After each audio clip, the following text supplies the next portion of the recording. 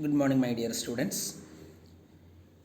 Now, today we would like to discuss the end part of our this topic, commodity market, that is related to participant in commodity market. There are mainly three participants of commodity market in the derivative commodity market. First one, that is hedger, speculator, and arbitrator. We know what is meant by hedger, who is a speculator and who is arbitrator. Hedger is a trader who protects himself against the risk or loss due to the price fluctuation in the market by selling futures against spot price purchase or purchasing future against spot side. Their main objectives is to offset the loss in the transaction. Speculator means that takes the risk in order to make a higher profit. Speculator is always risk takers. They buy commodity at a lower price with an objective of selling it at a higher price in future for getting speculative gain. Commonly we call it as a speculative gain. Then arbitrator means those who take offsetting position in two markets. They are setting up of position in two markets to make the use of price variations and make profit. These arbitrators may take a long position in one market and short position in another market, and they can set off the transactions and make profit due to the different price prevailed in these two markets. So these are all the brief explanations regarding these players or participant in the commodity derivative market. Okay. Then now we move to the next important area, that is hedging. We know we are all discussed all these things. Hedging means a kind of operation practiced by a trader to protect themselves against loss arising out of unforeseen or unpredictable movement in the prices. Clear? It can be defined by the Federal Trade Commission as a method employed by many dealers of protecting themselves against losses due to market fluctuation or price fluctuation by executing with the cash purchase and sales practically simultaneous future transaction upon the opposite side of the market. That is a definition. That is the meaning of hedging. There are two major function in our commodity future trading: price risk management and price discovery. This price risk management is called hedging. It is most important function as far as a commodity future market is concerned. Okay, so see what are the features of this hedging. Hedging does not aim at earning profit, but it is a chief object is to insure against losses. Two things that you have to remember: it's the not main objective is to make profit. That is a preventive mechanism to lose or loss. Okay, that is considered as a safeguard to incur losses. The next, two contracts are needed simultaneously. That means under hedging, two contracts are needed, one in cash market and another one in future market for the same amount and for same commodity. That is a good feature. The next one, hedge sales provide insurance against fall in price in cash market, and hedge purchase give protection against rise in price in cash market. Two important things. Then the next one, the transaction in the cash market is any purchase or sale of the same. That means the transaction in the cash market in purchase or sale of the same amount of the same commodity in the spot and future markets. Okay. Then the last one, even though transaction in the future market for the sale or purchase on an organized exchange of standard contract for the commodity in general with delivery of some standard or deliverable grade, they are generally not backed up by genuine desire to enforce the same settlement.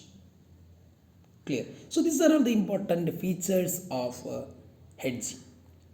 See, kinds of hedging. We know the main aim of this hedging is to protect purchase or intermediaries or inventories of a commodity. They protect uncovered forward sales of commodity. So even though there are two kinds of uh, hedging operation. First one, hedge sales, and next one, hedge purchase. Hedge sales means selling future against spot purchase. We are discussed in our first slide. Selling future against spot purchase. That is called hedge sales.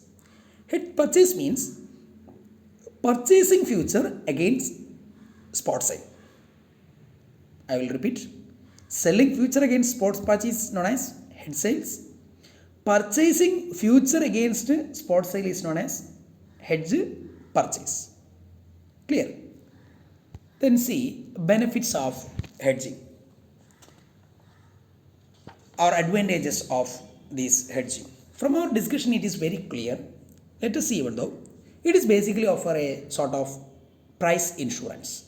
It's very clear.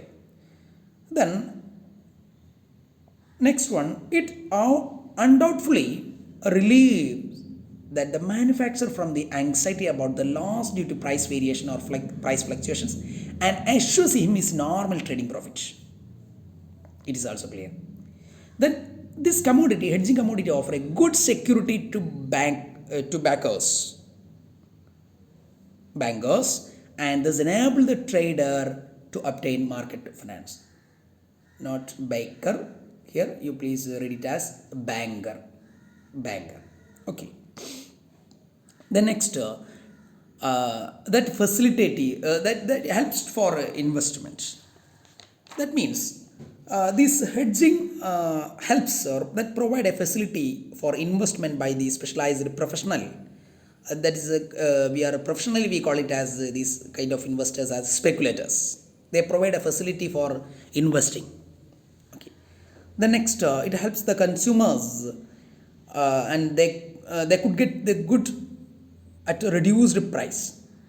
So these are all the benefits to the society as a result of these hedging practices in our commodity market. The next, let us see some drawbacks of this hedging. Generally, a lot of disadvantages in practice. Some of them can be discussed here. First one, the relationship between the cash and future market should be harmonious. That means the price in both the market should move correspondingly, which is not always the case. In practice, it is always not.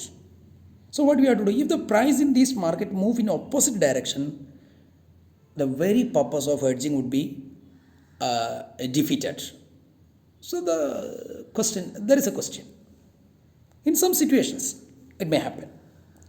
The next, strict adherence to grade is absolutely essential. When a contracts are entered into for two different grades in two markets means spot market and future market, the expected insurance cover cannot be materialized. The expected insurance cannot be materialized. Clear? So that needs some strict control or strict close observation. The next, quantity involved in the contract must also be the same. But in practice, in fact, what will happen? This cannot be so because some requirements vary. Situations may vary. Practical situations may vary. Then the last one, that is, hedging may not really prove beneficial to the manufacturer unless he succeeds in reducing it or at least in maintaining the cost of production. So these are all the important drawbacks of this hedging. So by these words, let us conclude this chapter. Then next thing, that is debt market. Thank you to all.